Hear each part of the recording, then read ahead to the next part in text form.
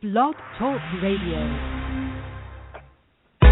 Hello, and welcome to Work Trends with Megan M. Biro. Whether you're here to network, learn, or share, we want you to have fun. During this live broadcast and Twitter chat, we'll discuss the future of work with smart and entertaining guests who value today's business and its impact on the world of work for the future. Stay tuned, because we start in 3, 2, 1.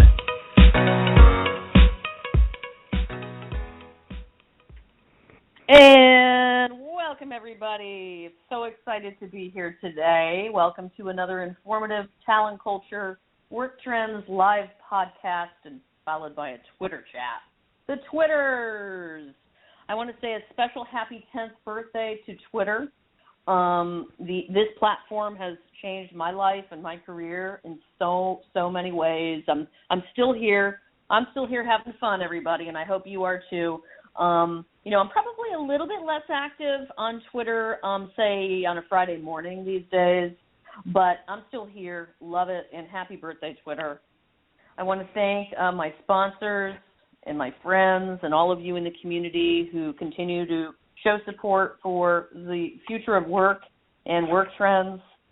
So today we're going to dive head in first and talk about the topic of mentorship. And there's a wide variety of benefits to well-designed and executed mentoring relationships in the workplace. And frankly, as my guest and I were just talking about in the green room, outside of the workplace. However, I don't know if anyone caught my Forbes article in the past week or so. Go figure. I was talking about this very topic. I mean, basically, a lot of mentoring programs and relationships seem to be starting to disappear. So during today's work trends, and if you're on the Twitters, use the hashtag work trends together, all one word. And don't bring any of those sexy bots out there. Don't get spammy on me. You know, we've had problems with that. I'm watching you. So today we're going to talk about the risks and rewards of mentoring, identifying reasons why mentoring is disappearing, and how to reintroduce these important business relationships.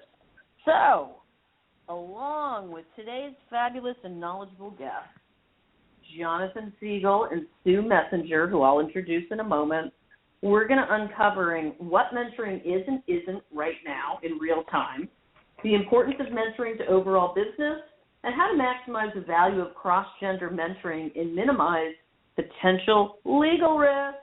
Yes, they're there. So let's introduce Sue and Jonathan. I just found out, actually, that Sue's my neighbor. She's over on Cape Cod. So I just invited myself to her house for like a month this summer. And she said, yeah, winning. Wait. Sue? Not a month. Open invitation, okay. But the inn is beginning to fill up.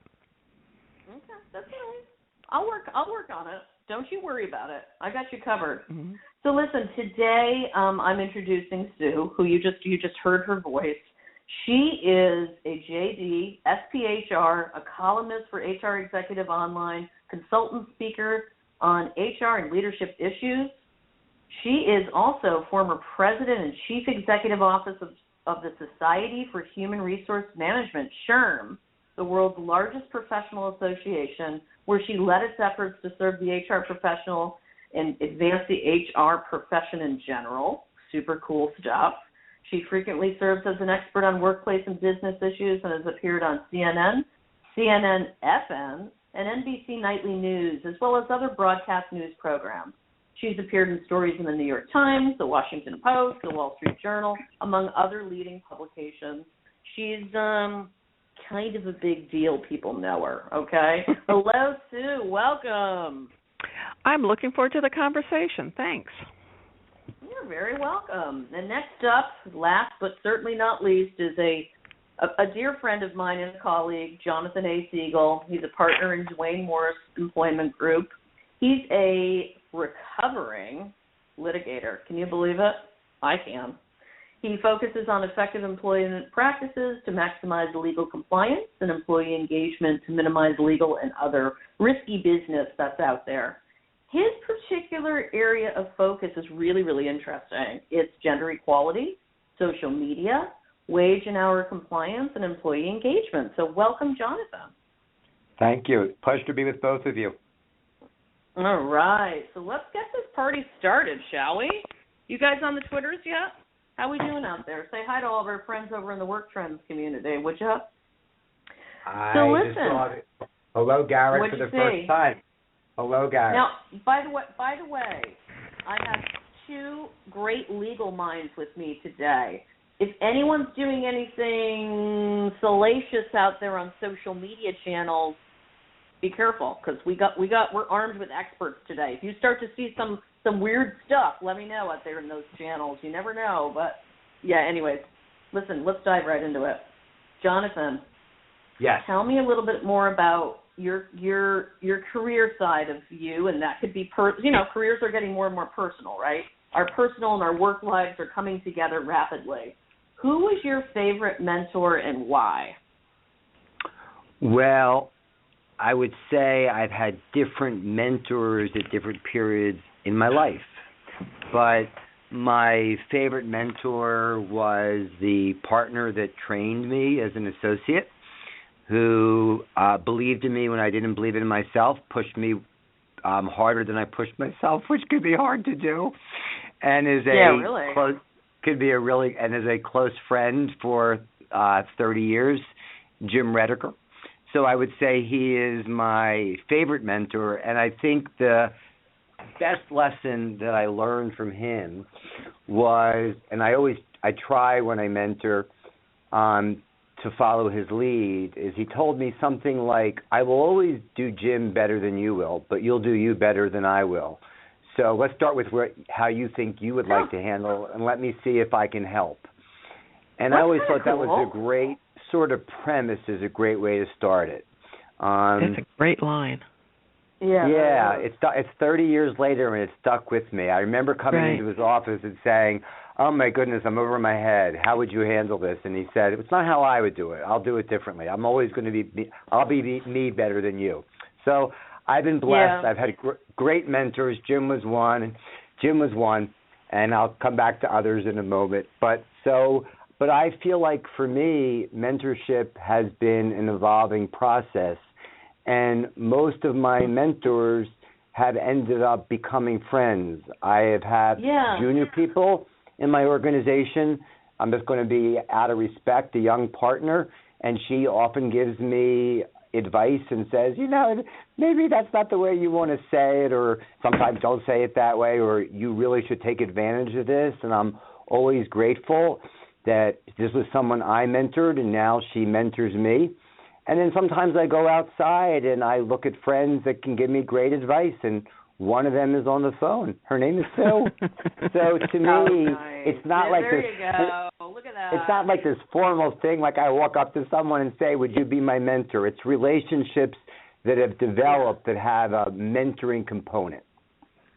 Agreed. That angle, and I actually completely agree with you, Jonathan, on that. I think mentoring is personal. Careers are personal, right? So that makes a lot of sense. Yep. So Sue, do you have a mentor anecdote you'd like to share? And no pressure to have Jonathan as your favorite mentor, by the way.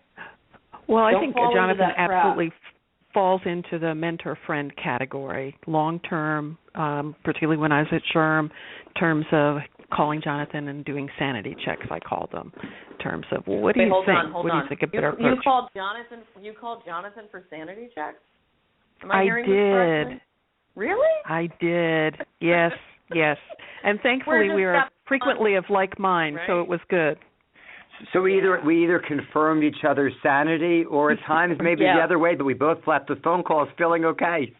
Yep, well, exactly. But I think earlier in my career, I was the executive assistant to the then Deputy Undersecretary of Labor. And the executive assistant jobs are great because lots of authority and no responsibility. It was great. And I frequently went to meetings with him for policymaking conversations. And what was always great about him was when we came back to the office and did a debrief, he would tell me what was going on in the room that you wouldn't know unless you knew the background. he would give me context, and he would say, well, the reason this person took this position is this is where this is coming from, and did you notice this? And it really was a wonderful sort of background to understanding the context on how things moved throughout the larger organization, sort of how things got from point A to B to C to D. But more importantly, because he took me to some of these meetings with him, ultimately when he decided to leave, I had been in enough meetings with the Secretary of Labor that the Secretary of Labor at that point felt comfortable putting me in the position, giving me the role. And so he obviously has to be my favorite mentor because he had enough, frankly, sense of self and was not at all threatened. He was a true mentor and knew he wasn't going to hang around for forever. And he was, in his own way, getting me familiar with the secretary and the secretary familiar with me. I love what you just said. Which is no easy task, right? I mean, that's kind of a lot of pressure. Well, for some people, bringing a mentee or somebody along, a subordinate along, they fear that it makes them look less qualified, less capable. When what I think, if it's done right, because, sometimes you may be less qualified and less capable, but more often than not, it's going to demonstrate that you're trying to develop somebody. And an important way to develop them is to have them exposed and understand what's going on. Now, obviously, on top secrets, things that were very politically sensitive because we were in a political environment, I wouldn't be included. But as often as not, he would do a debrief to me so that, again, as I was trying to help him through the organization as his executive assistant, there in his stead sometimes, I had a better sense of the context of what might be going on so that I could understand and do a better job. I love what you said, though, about confidence, because I think that some of the people I know who don't mentor, they may be very gifted in their ability, but they're very weak in their self-esteem. And I think you have to be, willing to say, recognize you're not immortal, and you want whatever you bring to the table to continue past yourself. And B, that when you bring someone along, there are going to be moments when they're going to shine brighter. And if you're secure, you should be smiling at that sun and not frowning. And it's easy to say, but I think a lot of people see someone with promise and they're afraid, well, how will that make me look? The answer is confident and better. Yeah. There you go. Ding, ding, ding. But I do think Jonathan has touched on something that's really important, that a lot of folks would be fabulous mentors but don't feel that they have something to offer or don't think that they have, not fully appreciating how much they know just based on their experience and their understanding of the environment within which they're operating. They just take it for granted. They don't think they have something to offer when they really do. So there's a lot of talk right now, and there's some actually scary data to back it up that, mentorships are starting to disappear more. Why do you think this is, Jonathan, from your perspective? Well, I'm going to give you a lawyer's answer. Let me give you a direct answer. I don't know if they're disappearing. I think they're morphing. I think as work life merges, so does what I think the definition of mentoring is. I think there are fewer formal mentoring programs the way they used to be. Someone doesn't say, will you mentor me? I'll mentor you, and forever will mentor forever after. But I think what we're all strapped with is time. And people think, where am I going to find the time to teach? Where am I going to find the time to support? Where am I going to find the time to bring someone along? And I think smart people recognize, and I don't pretend to recognize this all the time, I have to remind myself, when you bring someone along, when you give them the inside baseball, when you help them be the best they can be, I'm not sure who benefits more, the mentor or the mentee. I think it's mutually beneficial. So I think there's less formal mentoring, but I think smart people are realizing there's a mentor everywhere you turn. You just don't have to make it a formal relationship. I also think that what's happening is there's a greater reliance on some of the technology tools that are out there and available, where people are able to sort of go out to the general, workforce or within their unit or something to sort of get advice and guidance and thoughts from other people, or to go into the corporate intrawebs, whatever they're called these days, to sort of see what else is being said, what else is being done, how people have moved through the organization. I think the point that Jonathan makes in terms of press for time, I think that's really important. I've seen some research that women are less likely to offer to be a mentor, not because they don't think they can do it, not because they don't think it's important, but because, you know what, I'm still the primary one for getting dinner on the table and getting the kids picked up from school. And it's a time commitment that I'm just not sure I'm able to make, because I'm not fully sure how long it's going to take. So I think there's a lot going on. In fairness, too, that affects males as well. That's a male-female I think issue. it affects males, but I think, the reality is you look at the data, and it's still women who are carrying the bulk of the load. Yeah. I mean, it is what it is. Yeah. Men are doing a lot more, but still it turns out that women, end up doing more. So I think that's a part of it.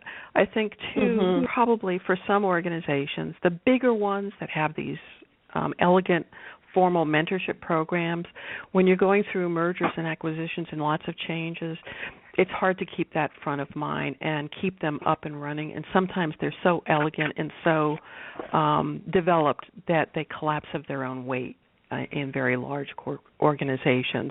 And so people sort of revert to the more informal approaches that Jonathan was talking about. I love that. It's more real. I love the whole informal. I love that. Some mentoring programs are so elegant. I want to get you right, Sue, that they collapse. I know that is. Hold on. I want to get it right. So that they collapse from their own weight. They collapse of their own weight. Tweet that out. Let's get that on the Twitters. I'm getting that out now. I love that. I never heard that before. I love that. Beautifully said. Thank you, Sue. Wise words from a very, very wise lady, I tell you.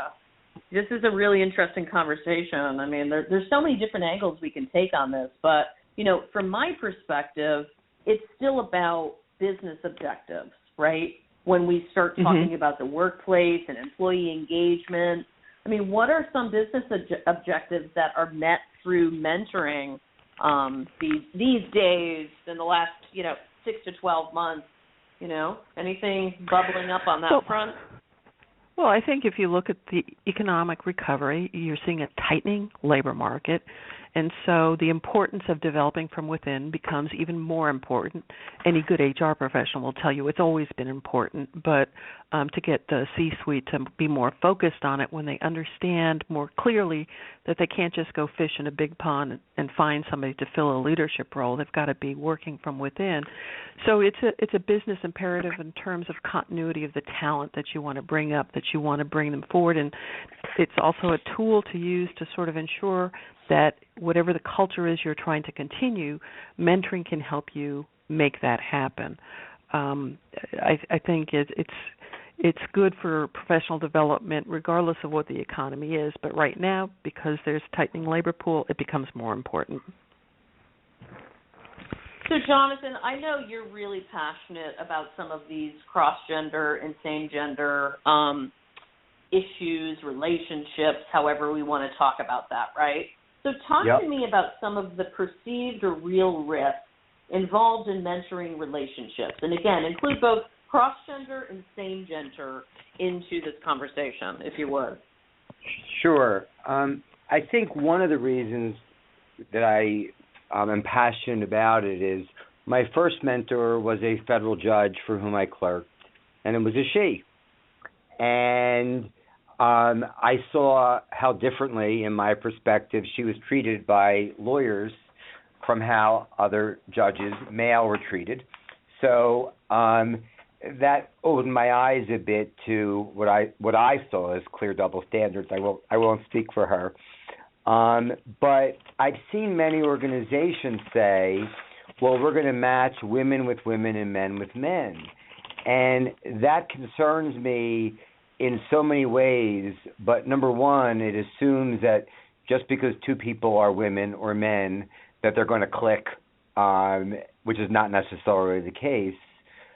Number two, it worries me because in organizations still today, not all, but many, men have disproportionate power. So if you match by gender, then you're giving more men access to the top than you are women. Yeah, good point. And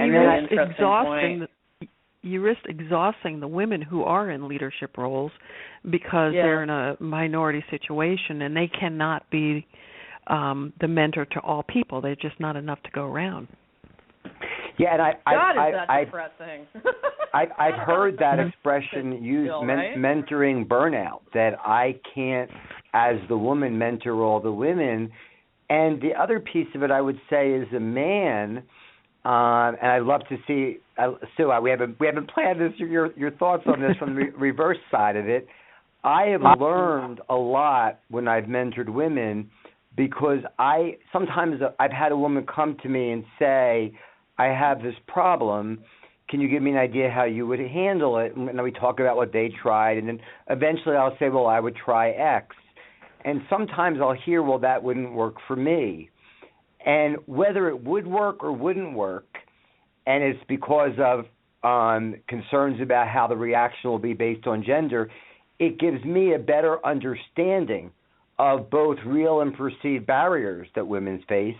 And then hopefully I'm a more collaborative colleague that sees these barriers before someone bumps into them. I learn a lot by mentoring people who are different from me, and hopefully I impart some knowledge to them.